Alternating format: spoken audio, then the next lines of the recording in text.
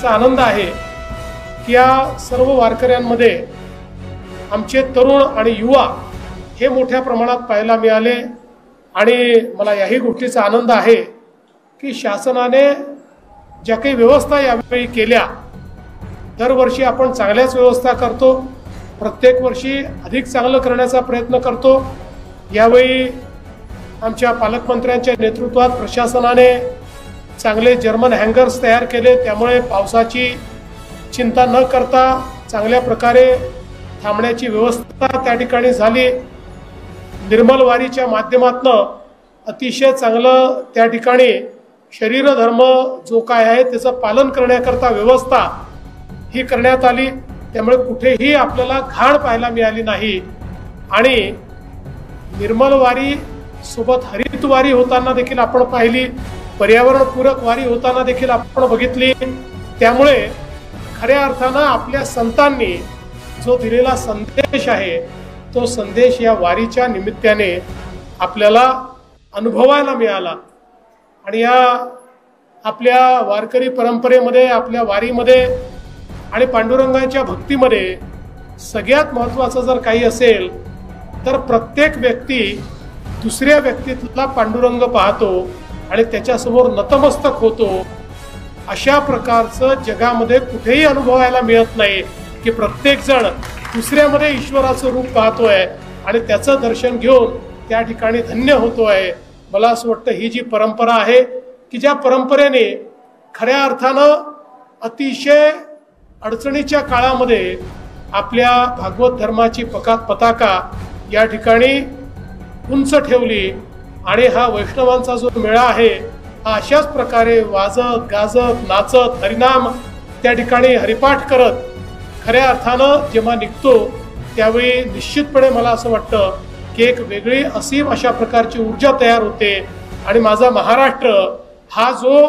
आज प्रगतीच्या दिशेने चाललेला आहे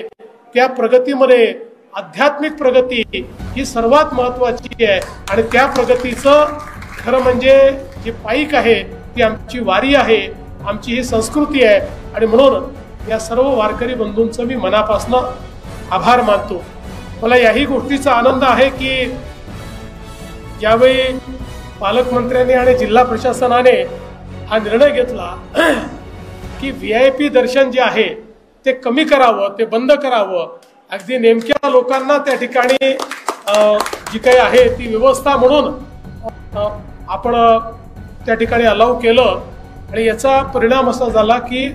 आमचे जे सामान्य भक्त आहेत, जे वारकरी आहेत यांचा दर्शनाचा कालावधी हा 5 तासाने कमी झाला। मला असं वाटतं हे अत्यंत महत्त्वाचं आहे, कारण या ठिकाणी काही कळस दर्शन घेतात, काही मुखदर्शन घेतात,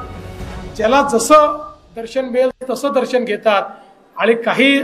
जर मिळालं नाही पायरीच्या दर्शनानेही समाधानी होणारे आमचे वारकरी आहेत आणि काही मिळालं नाही तर एकमेकातला विठ्ठल पाहूनही या ठिकाणी विठुमाऊलीचं दर्शन झालं असे समजणारे आमचे वारकरी आहेत। त्यामुळे खऱ्या अर्थानं विठ्ठल रुक्माई हे आपलं आराध्य दैवत, या आराध्य दैवताच्या या आजच्या अतिशय महत्त्वाच्या दिवशी आपल्या सर्वांना मी मनापासून शुभेच्छा देतो। आमचे मानाचे वारकरी जे आहेत त्यांनाही शुभेच्छा देतो आणि त्यांना पांडुरंगाचा आशीर्वाद मिळाला त्यामुळे आज खऱ्या अर्थानं हा अग्रपूजेचा मान त्यांना मिळाला। असाच पांडुरंगाचा आशीर्वाद त्यांना मिळत राहो आणि त्यांची भक्ती फुलत राहो अशा प्रकारची पांडुरंगाच्या चरणी प्रार्थना करतो आणि खऱ्या अर्थानं पांडुरंग आपल्या सर्वांना आपल्या मनातलं ओळखणार आहे, त्याच्यामुळे त्याच्यापुढे तसं काही मागावंच लागत नाही। पण तरी देखील पांडुरंगाला एकच मागणं आहे की आपल्या महाराष्ट्रापुढची सर्व संकट दूर करण्याची शक्ती ही पांडुरंगाने आपल्याला द्यावी, आपल्याला सगळ्यांना सतमार्गाने चालण्याची या ठिकाणी सुबुद्धी ही पांडुरंगाने द्यावी आणि विशेषतः आपल्या बळीराजाला सुखी समाधानी करण्याकरता या ठिकाणी पांडुरंगाने आशीर्वाद द्यावा अशा प्रकारची पांडुरंगाच्या चरणी मी प्रार्थना करतो। आमच्या मंदिर समितीचं, इथल्या सर्व कर्मचाऱ्यांचं, पुजाऱ्यांचं, वेगवेगळे जी काही इथली कामं आहेत ती सांभाळणारे जे सगळे लोक आहेत अशा सगळ्यांचं मनापासून मी अभिनंदन करतो आणि माझं बोलणं संपवतो. धन्यवाद.